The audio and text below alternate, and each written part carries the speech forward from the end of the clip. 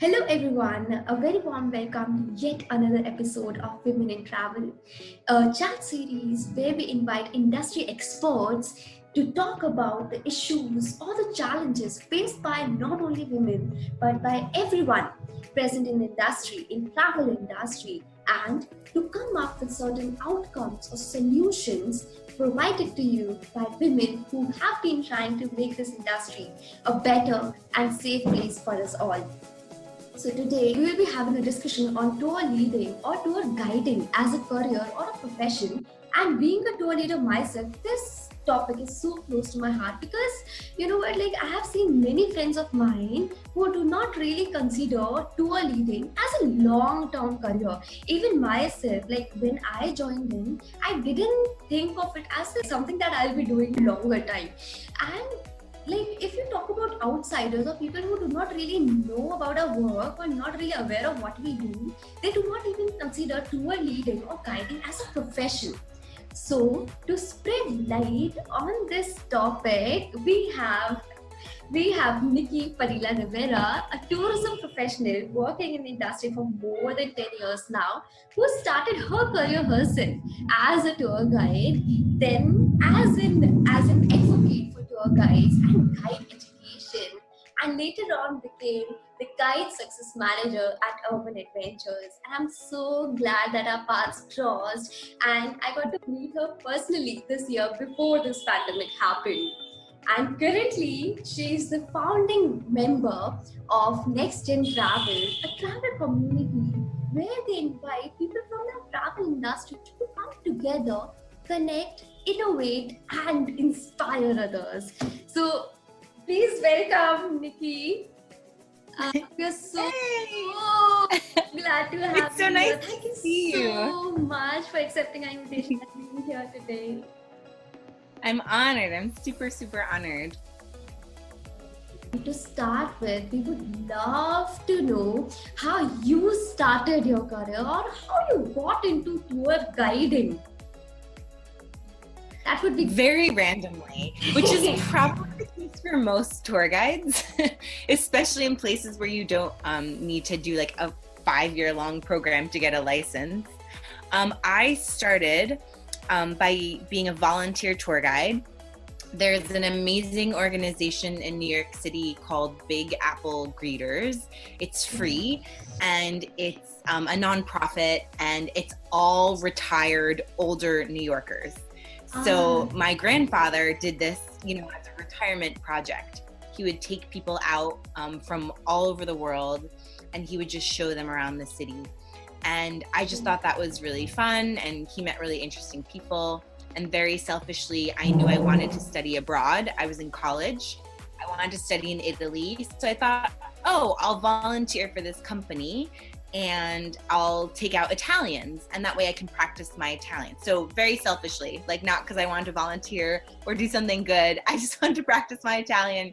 And then, long story short, I ended up graduating, not knowing what I wanted to do. And someone was like, tour guiding is like an actual job.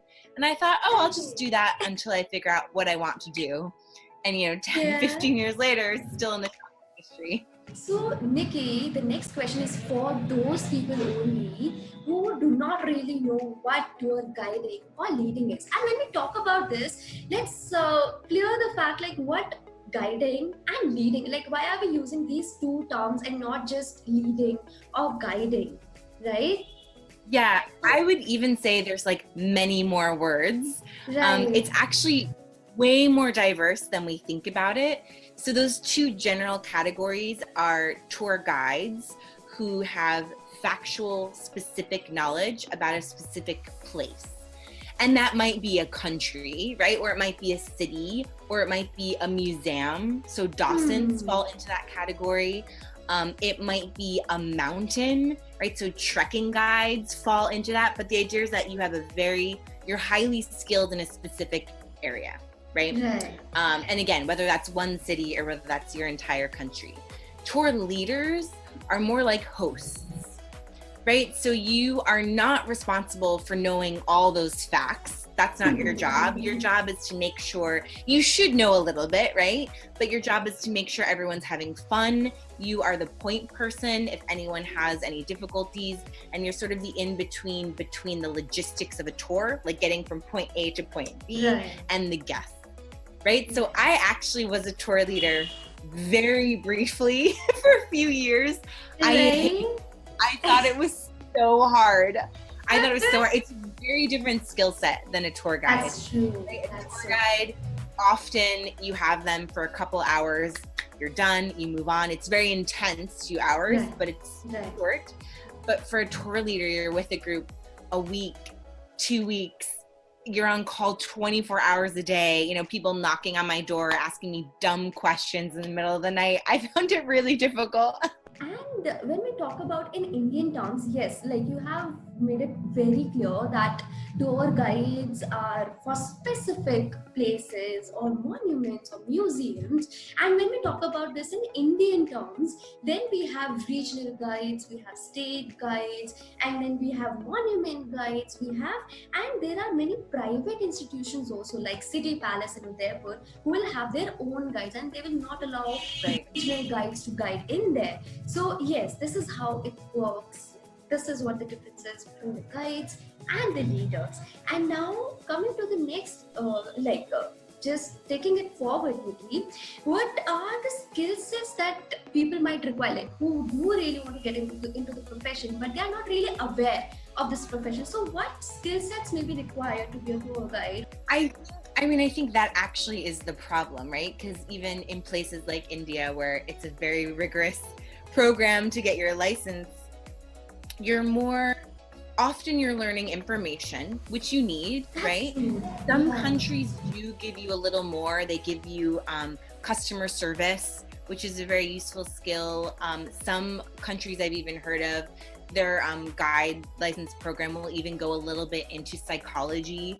But the majority, if they even have it, it's just information. I would say the most important is storytelling. Right? And that seems obvious, right? But you need to be able to be a performer. You know, a guide is an educator, but they're also an entertainer, right? And it's very important to have those two. And they're also an ambassador, right? So there's a lot of skills in those three areas. So storytelling, I think, is just the way you need to communicate to achieve all of those three things. And that goes for how to communicate your information, but also how to structure your tour, right? So there's a beginning, a middle, and an end. Like storytelling is just a very useful skill. But one that's maybe less obvious is empathy. You know, tour guiding is all about the soft skills. And soft skills makes them sound like lesser important, but that's what it is, right? And empathy, from something as basic as you need to understand if your group isn't having a good time and why, right? And then try to solve that. But a little more deeper, you need to understand that someone is coming to your culture from the outside. So they're not seeing things in the way you see them. And you need to have that understanding to, first of all, be able to communicate with them, right? And to get your point across. But also it gives you that patience, that empathy, where you kind of understand where these sometimes insulting questions might come from. I've personally seen you handle some of these on your tours. You have to have that understanding that they're coming from a place of ignorance. It's funny, people ask me always like the skills that, like, what's the benefit to an experienced guide compared to a new guide? And I really feel that most, even muscle memory skills can be taught to a certain degree. But the thing that you learn through experience is just figuring it out. Right. You know what I mean? It's not that you have been in that situation before, you know exactly what to do. It's just that something crazy happens and you just figure it out. Like you just have that confidence to like, I'll find a solution. And now moving on to the next. So like, how do you think leading or guiding has transformed over time? Like you have been in this industry for so long now, and how do you think it has transformed over time, since you started to now? Yeah, it's changed. Well, so what's interesting is guiding has changed a lot. And the types of tours have changed drastically, which means guiding has changed to adapt to the new tours. So back when my grandparents actually used to travel a lot, which was very, very, very uncommon for their socioeconomic status and from the family they came from. But they traveled and they would take bus tours. And for them, it was all about tons of people on the bus, the guide giving facts. That was a tour, right? And there's still a lot of value seen in that. Like, we customers still have that connection that a valuable tour guide is one that knows a lot of information. Right? However, tours have changed in younger people traveling. And, not to make this about old and young, but millennials are a great example. They want to go out on their own, right? They don't want this big bus tour. So the tours have had to adapt to attract that customer. So now you have the Airbnb model, let's call it, because they're the other extreme. Where it's not a tour guide, it's just a cool person who's really interesting, and they're going to show you a good time. Right? That's like the Airbnb model, theoretically. They don't actually deliver that in all their tours, but that's what they say they do, right? So you have, still today, both of these still exist. You have the guide with the flag giving their lecture, and then you have the completely unexperienced local person who has a big personality, right? So what's changed is the wider variety. And what I really want to happen is two things. I want guests to move away from this, right? Let's get away from the lecture. Let's stop finding value in that. Let's hold guides to a higher standard. They can do more than just give you facts. And then I want guiding to find their way into the middle. Like, we can't just be the casual way more than that. It's very high. But we also need to be a little more flexible and with the storytelling, right? So guiding needs to come to the middle. Everyone needs to meet in the middle. The expectations and the actual guiding. That's true. That's totally true. Like, you cannot be just like randomly going on a tour with someone without knowing anything. No. That would be like super, because they are not here for that. If they are here, they would like to know something about the place that you live in, or some exactly. Or even, we were talking about, that's the kind of person that something dramatic happens and they have no skill to solve it, like practically speaking. And I'll even argue that it's not to say we can't have casual tours, but that to pull off a true casual tour takes a lot of prep and skill. Now, coming to the last one, like, what needs to be done to spread awareness and to change, people's perception on tour guiding or leading as a career? Like, because even as we have discussed it many times during this session, like, what seriously needs to be done to change the perception both of leaders and also of the outsiders, or of the people who do not really know what we do or what this profession really means? Yeah, I think it's a lot of big structural change that needs to happen.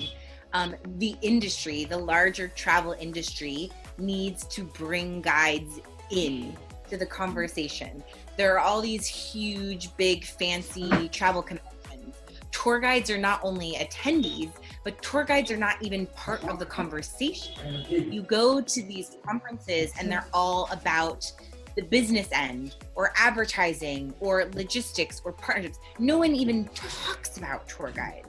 So that needs to be a conversation. Arival did a good job in the sense that they took a leap and they tried out on their latest conference having content for guides and about guides, and no one's ever done that before, and I think they were very happy. I spoke to Bruce afterwards. I think they're very happy with the result, and I hope they'll continue to do that, and I hope then other conferences will do that. We need to look at tour guides as part of the industry, not just like the super low level employee, right? And then what needs to happen is then companies need to stop looking at their guides like this low level, high turnover employee, because, this is a fact that every time you hire someone, it costs you money as a business, right? So your resources should be put into keeping your guides. This shouldn't be something of like, they'll stay for a little bit, then they'll quit, and then a new person comes in. This should be a highly curated team that is super highly skilled. There should be high competition to get those jobs. We should only be hiring guides of like the highest standards, that guides then themselves, like it'll trickle down, right? If we're only hiring guides at the super high standard, then guides themselves will need to step up our game. Because let's be honest, like I was guilty of this as well. You fall into your thing, you know, and you just do your thing every time. Like before I started training guides, I never gave two thoughts about improving my tour, improving my skills. I was like, no, I've gotten good at it. And now I just do the same thing every time, right? So we also have that responsibility, but right now there's no need for that. There's no need. And I'm not saying that, you know, that means there's a bunch of bad guides. I just think there's no incentive for guides and leaders to work on their skills. Why would we invest in ourselves when that has no value for us? We're not going to be paid more because of it. We're not. Right. That's a change, but like, and then on the other end, like, and this is a problem I haven't quite figured out how to solve. Customers need to expect more from their tours. We can no longer accept as customers this fact spewing guides or a huge group of 30 people where there's no effort to connect, or we've got to stop buying those tours, right? We've got to stop giving those tours 5-star reviews. Customers don't know any better. They think those tours are great. So I don't know how to change that. Is it through travel agents? Is it through simply tour operators? We just decide to stop giving bad tours? I don't know. I just think if that would be the easier, if like guests expected more, then the industry would have to change. But because the guests are very happy with the status quo, the industry as of now has no incentive to change, and that's why it's stuck. But it's like, but once you've experienced a different kind of tour, I'm very convinced that you'll see the difference and you'll want the better tour. Like this is, my spouse is gonna overhear this, but my in-laws, my spouse's parents, they love their big bus tours. They love them. They love, oh, we visited a different city every day. It was wonderful. We made 50 new friends. They love it. Right. And unfortunately, COVID, our trip was canceled, but we were going to take a huge family trip. A lot of them have never been out of the country before. We were going to go to France, Spain. And I was really excited because I had booked some really great, super niche food tours. And that would have been a really interesting experiment, right? To see if they then saw the difference in value. Maybe they wouldn't, but I like to think they would. That they wouldn't want to do their big bus tour. We really hope to see the difference in industry, and really hope that things get better for the leaders, in the industry. Things should change, because it cannot just be like this forever, and it would not really work for our profession as such, right? So that's the problem. It can't be a profession right now in the same terms of other profession, because the pay is not there, the recognition is not there, the support is not there. People cannot sustain themselves on guiding or leading. And I think that should change. In the end, what message would you like to give to our leaders who will be a part of this industry sometime? I mean, I haven't scared you off. Okay. I mean, I want to empower you to own, as we're saying, how important this job is. You start demanding things, and I'll start trying to push and make sure they have the tools to give you those things. Be willing, tour guides don't ask for raises. Ask for raises. Like, question people. When you go in for interviews, you shouldn't be the one who's desperate. You should go in there and ask them, oh, what do you do for your guides? How do you provide training for your guides? They're far and few in between, but there are the companies that exist. So be choosy, right? Come in there and know you actually are the power. They need you. They cannot run their tours without you. So take that internally and own that and be confident. And you'll find those companies out there that are willing to value you and honor you. And those are the only companies you should bother working for. We hope you all could gain something valuable out of this amazing conversation and it helped you to understand tour leading in a better manner. If you have any queries or need any assistance, please feel free to contact us at the email address mentioned below in the description box, or you can even write to us in the comments section below. Till then, stay safe, stay healthy, and keep inspiring.